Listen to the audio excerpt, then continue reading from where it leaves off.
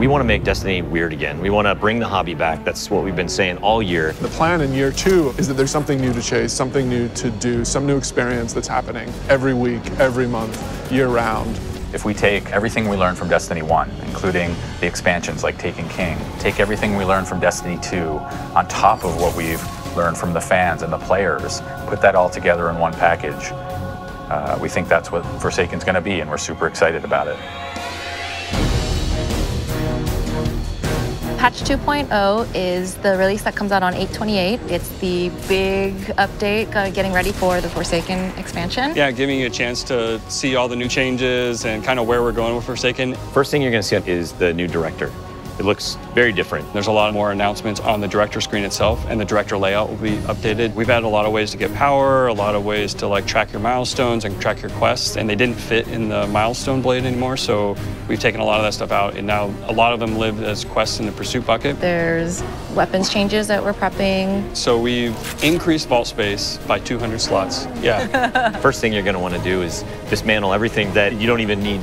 So you're gonna have a lot of room to work with, but random rolls is gonna be interesting because you're gonna want to keep a couple before you start to realize which one of those random rolls that you really want to keep. Forsaken is the beginning of the season of the Outlaw, which is season 4 of Destiny 2. Season 4 is going to have a lot of stuff to do. Yeah, it is a lot. Well, launch is going to start with the campaign and Gambit being the first front and center things that people are going to jump into. Second week, the raid. We're really focusing on systems that players can engage with besides just power. So we have lore that you can go find out in the world. There's items and bosses you can kill that will tell you a story that you can go read in the game. We have bounties that are like on all the vendors and that like tell a story and are part of that destination loop. Find your way to the Dreaming City, and then you can see that the Dreaming City evolves. There's going to be new triumphs to unlock. For me, the way that triumphs is going to change behavior is just in the chase for titles, for me. There's not very many of them. They're really hard to get. You have to do a lot of triumphs. But when you get to put that over your head and nobody else has it, it feels good to walk around the tower. Yeah. When I see one in the wild, I'm going to be like, that person is a god to me. Yeah. I say god a lot in these things. The start of each one of the seasons, and there'll be 4 of them a year, is where we're going to reset and refresh events and rituals and holidays that players are going to want to play in that will have rewards available to every player. In that first month, you're going to be able to play a new PvP mode called Breakthrough. And so that'll come out, and so we're really excited to have people play both that and the new Iron Banner with power enabled with the new weapon slot changes and the new sandbox balance tuning. So we think that's going to be pretty exciting. Yeah. We try to ensure with all of the seasonal content that there's exciting short-term chases for someone who just wants to log in and try out a new event or a new experience. And if you really want to grind your face off, there's also rewards that'll be exclusively for the most committed, most skilled Destiny players. The main thing that we want to change with year 2 of Destiny is that there's never a content drought. There's always something new happening every month, year round. So there's seasonal updates that are free for all players and major content beats as part of the annual pass.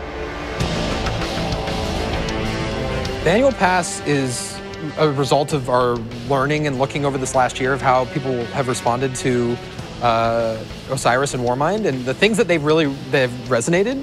Escalation protocols and the hidden quests in Warmind and the Whisper quest and a lot of the things we're doing in Forsaken that we haven't even talked about, like those types of things are really exciting and we think are going to excite players more. So the 3 that are coming, Black Armory, Joker's Wild, and Penumbra. Yeah. What if there was this elite group of crafters who created some of the most notorious weapons in the Destiny universe, and you're going to get exclusive access to this vault that has the greatest weapons ever created in the Golden Age. So with Joker's Wild, there's this really interesting character named the Drifter, and there's all of this backstory. But you'll begin to get a glimpse of that in Forsaken, and Joker's Wild is our chance to go deeper. And what is his greater purpose, and what is inside that crazy rock he's got attached to his ship? So just like we saw with the Whisper of the Worm quest that came out recently, like those kind of secrets that players discover themselves are super exciting. What if we took an entire release, let leak the name Penumbra, but what if everything else was the mystery box that players will uncover collaboratively? It's not since Taken King that I feel like we took a game, we got a lot of things right, we got a bunch of things wrong, and this is our chance to go back and reset the ledger. I mean, there's so many different things that Destiny 2 did that set us up for this, and then Destiny 1 did a bunch of things that we'd walked away from at Destiny 2's launch that we're embracing again, and so Forsaken takes the best of those worlds and puts it into one package, and we do think it's the best version of Destiny. And then adds more, something absolutely. new. I mean, yeah, honestly, it's what the game needs to be.